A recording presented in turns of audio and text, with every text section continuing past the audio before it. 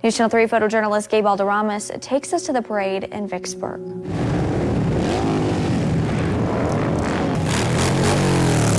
We just got reports that there's a current fire going on, and I'm just gonna have the cameraman. It's actually exploding right now.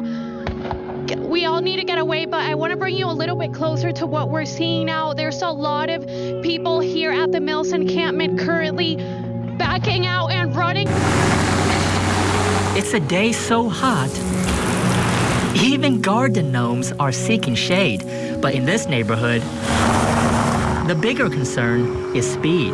At the other end of our street, they put in a speed bump, and it's past the school. So I'd like to see something like that here if we could, but no, speeding is definitely an issue. Ty Walkenhood has lived on West Maple Street in Kalamazoo for 11 years. He says drivers speed past his home every day. My neighbor actually has 2 young children, and they'll play ball, and the ball will roll out in the street.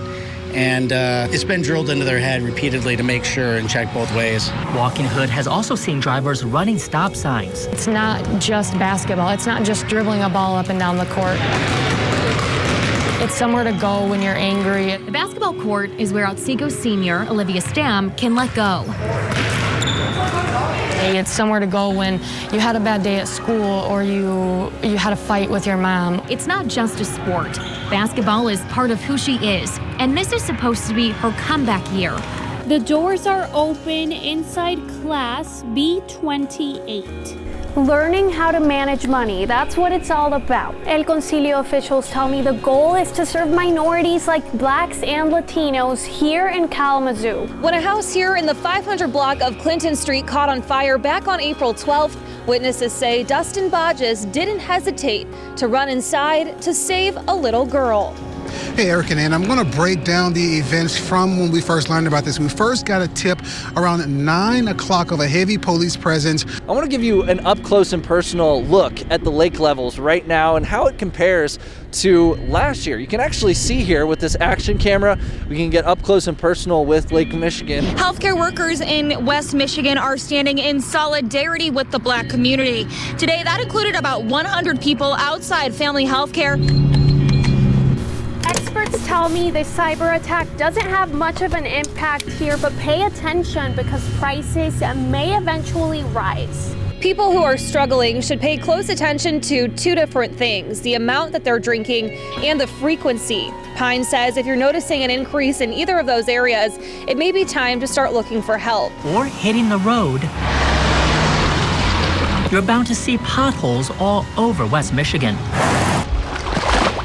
We'll rotate them towards you, okay?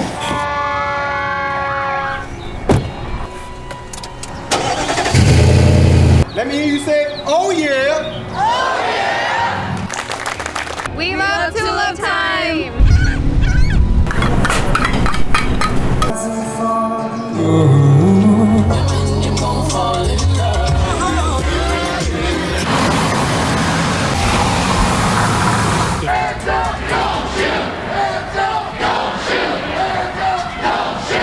Can't treat this like this is not the atrocity that it is. It's painful. I did this list last night and I was crying for everyone on this list. It's the same amount of time a former Minneapolis police officer held his knee to George Floyd's neck and not call it murder. Miles away, more demonstrators also showing support for Floyd's family and friends. We're going to start off with no justice, no peace, no crooked police. A march 1,000 strong floods downtown Grand Rapids as calls for change persist. Being here shows that there's a lot more peacefulness than that's being shown, and I like that.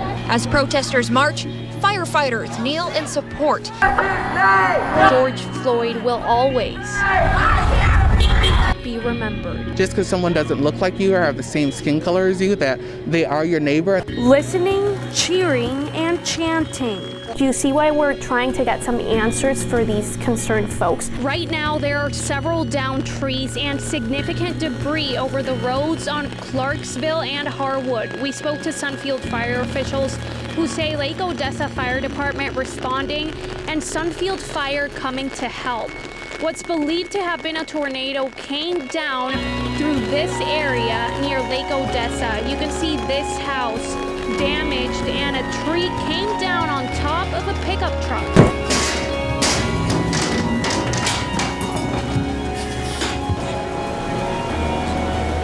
There are signs like this outside local businesses in downtown Constantine. In just days, Constantine residents will get to vote on whether to prohibit recreational marijuana sales and establishments here in town. Officials say in a normal year, Tulip Time would bring in about 500,000 people. This year, they were preparing for about half of that, or maybe a little bit less. Well, Kelly, I can tell you that over the last hour and a half or so, the crowd has really dispersed out here. Take a look. I'd say just a few dozen people left. We're off of Ionia and Monroe Center. The Grand Rapids Police Department is actually behind these big county road commission trucks. Anderson says there is still a fundraising gap on renovations. If it's filled in December of this year, this place will become permanent housing. It's just steadily deteriorating, this town. ID came in the mail, which was one of my goals while I was there.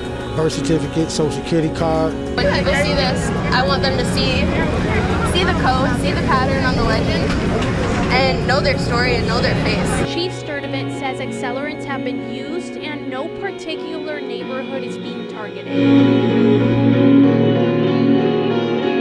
We spoke to another local car dealership that says right now inventory is not an issue at all.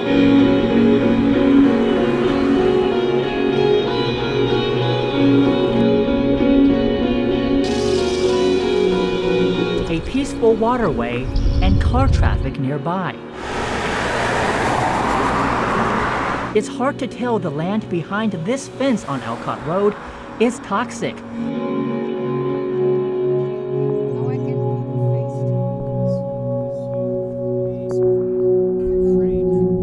We pulled in and we're just like amazed by it. I really want to do something very meaningful to commemorate all those who have either been hurt or killed, and it's very important that you raise awareness. Where we need our officers to be with these traffic complaints. We're actually at the highest supply that we've been at in recent history. Once a year, if you're lucky in your local area. Some areas don't have it at all. Santo is a line cook for a Kalamazoo restaurant.